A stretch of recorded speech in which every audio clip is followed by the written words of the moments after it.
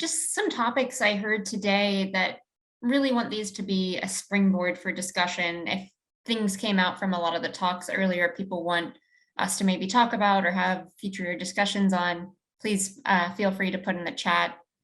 But one thing that came up through a lot of the talks, and Steve Ferguson gave a great answer, and so did some of our other assay speakers, about how to incorporate ADME into the assays itself, or maybe how to do it in a layered approach after with in silico tools. So that's something we're definitely exploring, but want to hear people's experiences on how to maybe best do that. Another thing is how to use this chemical analysis data. So we had the talk from Sarami on the work we're doing. We had the great talk from Paula just now on the use of that data and what you could do with it. But when we're generating this data, we're doing it for both making sure we're testing what we think we're testing, but we're also going to generate a lot of constituent data that could be used directly with the tox assays for linking the amounts of constituents we're seeing to maybe to the activity. There's other ideas of, it's come up in some of the groups of using thresholds of toxicological concerns, but just thoughts for the use of that chemical analysis data and how it could either be used for the tox assays themselves, or maybe just for advancing chemical analyses for botanicals. I actually see a hand up, so maybe I'll stop there and turn to Steve for now.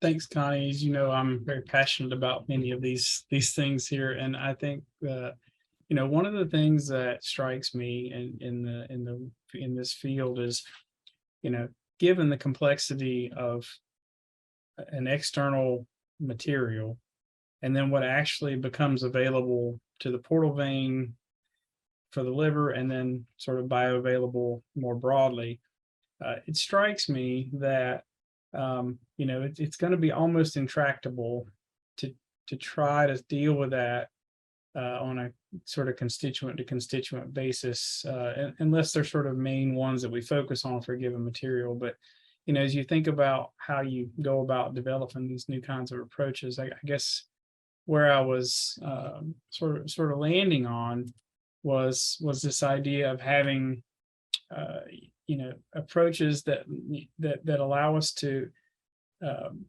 look at the individual components and their toxicological potential more on an internal exposure level. So, the clinicians have availability to blood samples, right? And so we can, if we measure more accurately what we think Cmax is in a person who's taking a botanical, we can start to have a number for that constituent that says, okay, in a single dose kind of situation, this is a number for that constituent in the natural way that people are taking that material.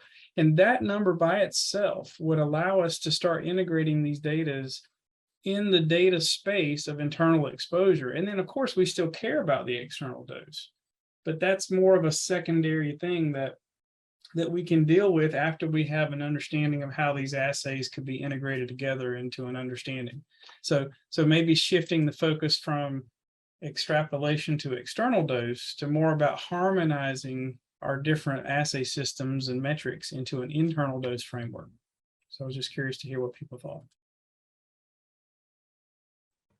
Thanks, Steve. Appreciate that perspective. I think that's something, I know you do a lot of work in that field, but in tox in general, there's been a lot of focus to look at the internal doses as opposed to the external. So appreciate you bringing that up.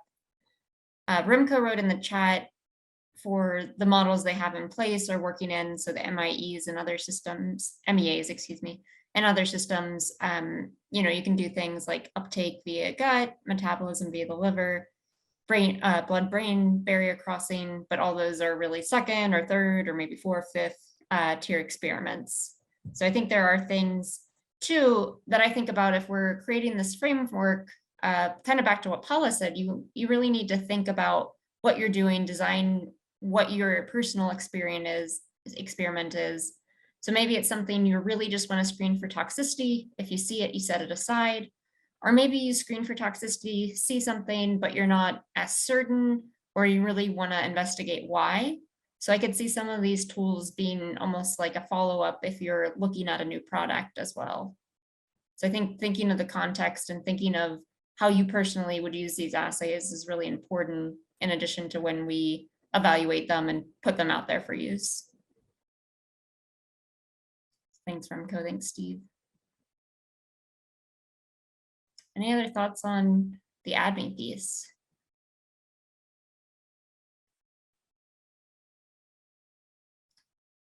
Yes, we can surely do better to estimate bioavailability. I think I'll just add to this, and we've been talking a lot about the fact that there's many constituents in these botanicals. So a lot of the modeling and even some of the biological assays are very dependent on knowing the constituent.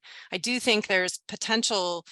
It's not part of the consortium's remit, but the link to groups who are also evaluating activity and modes of action for efficacy, that there might be some links there between sort of what we need to do from a toxicity side and understanding individual constituents as far as knowledge of mode of action there, that there might be linkages. But that's always the big challenge, is that we have these complex mixtures, and many of the approaches we have to this is constituent based. Thanks, Michelle. So happy to hear other thoughts on that. The other brainstorm was thinking of potential topics for this discussion. If there's thoughts on, you heard today what we're doing, where we are in the different steps, but if there's specific things we need to incorporate into this phase of work to be successful or more successful or have more translatability. I see Steve again.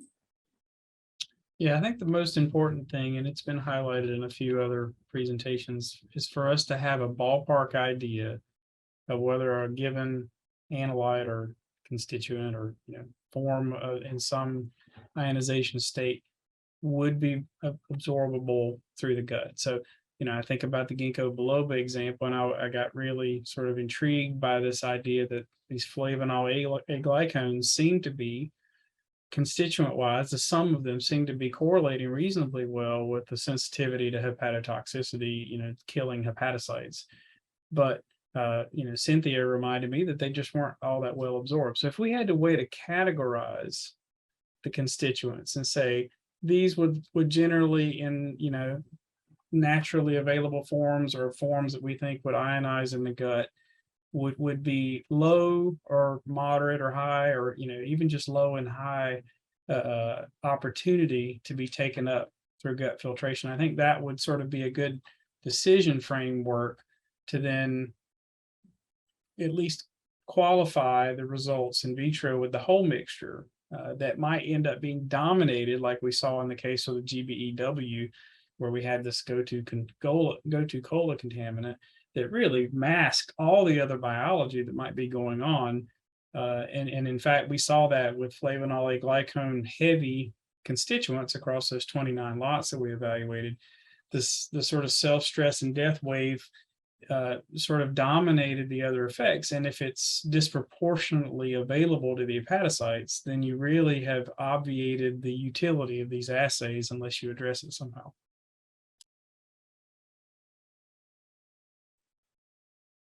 Thanks, Steve. I think that's something, it's difficult with the complex mixtures, but is really important, as you showed in your in the work you highlighted with ginkgo biloba. So thanks for that.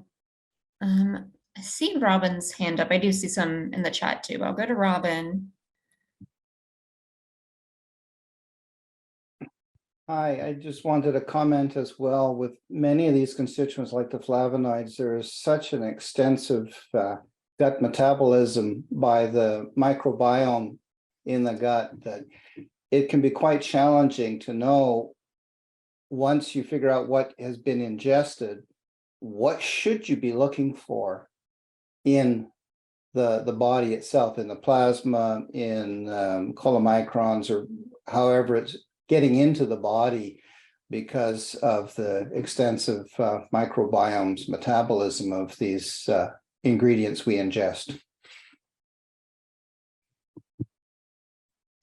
Thanks, Robin. Yeah, that's something too with the assays itself. It's hard to incorporate that. It's something we've discussed a little bit in different modeling techniques, but incorporating that piece I think will be important. Thank you. Some things in the chat. So Susanna wrote that screening or testing, I think that's for drug-drug interaction potential, seems to be important. definitely agreed. It's something we didn't touch on as much today, but some of our assays will cover that. Transcription will cover induction of certain enzymes that could be used to metabolize and deal with certain drugs. So if you are metabolizing more CYPs to deal with because of a botanical, and then that changes how a therapeutic is taken. So that's there. We're also looking into some inhibition assays.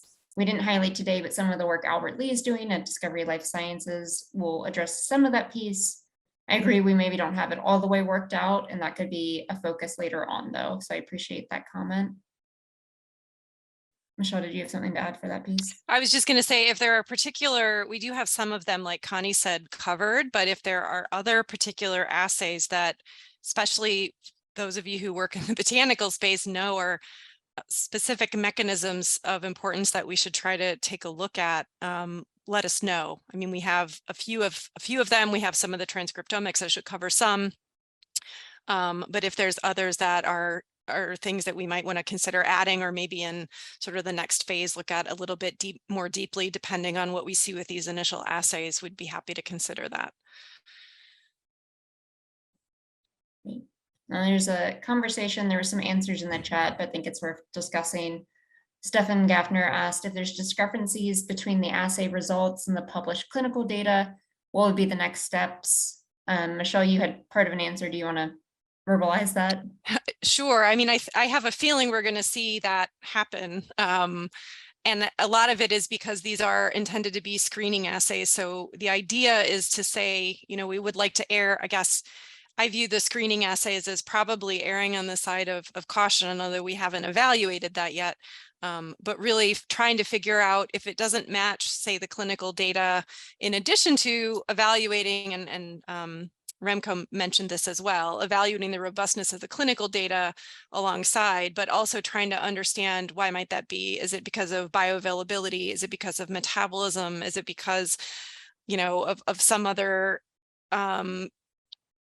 pathway maybe that's important, concentration of marker constituents. So I think a lot of what we're going to be learning in the consortium, although we'd love to think all these assays are going to work perfectly and are going to give us these beautiful answers, I think a lot of the value is going to be in what doesn't work.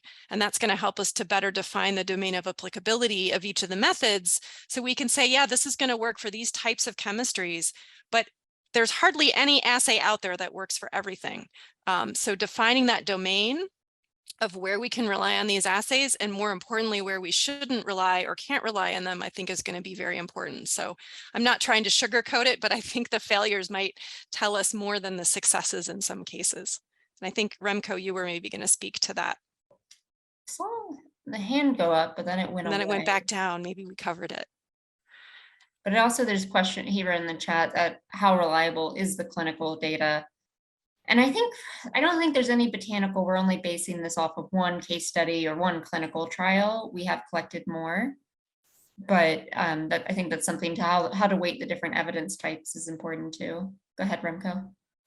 Yeah, so I lowered my hand again because basically, indeed, Michelle covered most of it. So in my comment in the chat, I basically hinted towards, okay, it's also about the reliability of the clinical data, but it's of course also about the reliability of your model, right? So our neurotox model doesn't have metabolism, so we need to take that into account. Our current neurotox model doesn't have a blood-brain barrier. We can incorporate it, but if there's a mismatch, then of course, and Michelle, I'm echoing you, but indeed we have to find out where these differences are. Is that simply due to bioavailability? So is my active compound not reaching my target in vivo or in vitro? Is it due to metabolism? And sometimes it's due to an oversensitivity of your model system, because quite a lot of these in vitro models do not have the regular feedback loops that are present in the in vivo situation. So they will flag that this compound is of interest or this extract is of interest, but the concentration at which we find it in the in vitro situation might be a bit too sensitive. So there's a lot of, basically it is indeed finding out why the mismatch is occurring. And I'm actually, in the second and third tiers, I'm pretty sure that we will find out why these mismatches are occurring. And in the end, I'm pretty sure that we can cover most of them. So I'm actually looking forward to it. Thank you, Remco. There's another comment on admin in the chat from Olaf. So he wrote for the in vitro to in vivo data. There's an example of a type of alkaloid that has been shown to be hepatotoxic in vitro or if applied paternally. Is that what that right word? Or anyways, so in vitro, but not if it's administered orally, as most of them aren't absorbed. So that's really the importance of ADME assessment. So thank you for that example, Olaf. I completely agree. We saw that we've started to work with some of the in silico data on individual constituents. And what we found in a lot of the toxicity models is there's a huge number of safety flags or toxicity flags. And one thing I think ADME could be used both for the in vitro assays and for that piece is to help us deprioritize some, especially the absorption piece. If they're not getting in and causing damage, it's something we can maybe set them aside if we don't think it'll be an issue orally. So I think that's most of the comments we have so far. The only other thing I have on my potential topics, I know we're getting close on time, is future work. So one thing we heard a lot today is, on specific botanicals, on turmeric, on other ones that maybe there's some gaps. So I think there's a lot of future work for the consortium, both in people being able to take up the framework and toolkit in maybe different phases of work in different areas. So like nephrotox or skin sensitization or some of the inhalation models. But I think of what we're building right now is really our core, but we're always open to ideas of maybe what could come next, knowing we need to do what we're doing first to get there. That's a good point, Connie. I was just going to raise one other point. This kind of bridges from some of the things Paula was talking about as well, is, that a botanical is not a botanical and that's it. And it's the same thing all the time. It's not, it's a lot different than what many of us have experience in. So, and we've even been dealing with this from the standpoint of the data that we generate from the consortium. As Connie mentioned, and we've said several times, we're aiming here at really evaluating the assays, not doing a safety assessment of the botanicals, but it's the Botanical Safety Consortium. So, but I think we are very cognizant of the fact that we are using the botanicals that we have, our ethanolic extracts for most of them that we've prepared as tools to evaluate the assays. But it is something really important to think about when you move into the next phases of, when you're evaluating safety, what are you evaluating? Because it's not always the same. It's not a discrete substance. It's not the same preparation. And how do we see that marriage happening between the biological and the chemical assays to allow us or allow regulatory agencies to be able to use these tools? And I think it's something we've been really thinking hard a lot about. Many of you have experience with, but would love to continue that conversation because it is a big challenge and it is where we see huge differences between the botanical space and say other safety spaces out there. Thanks, Michelle.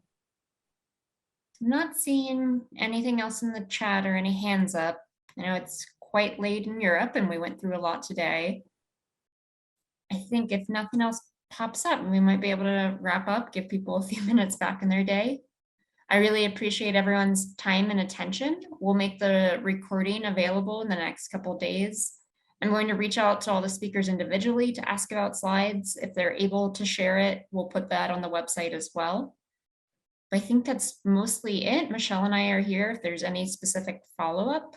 But Michelle, anything else from your end? No, I just really appreciate all the work that the Connie and the speakers put into the meeting today. We had around 100 people stay on the whole time. I think at the peak we had over 160 people on.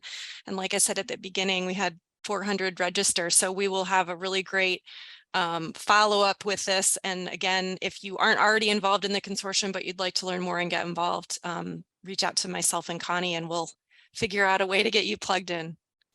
Great. Thanks, everybody. Have a great Thank rest you of your so day. much. Bye.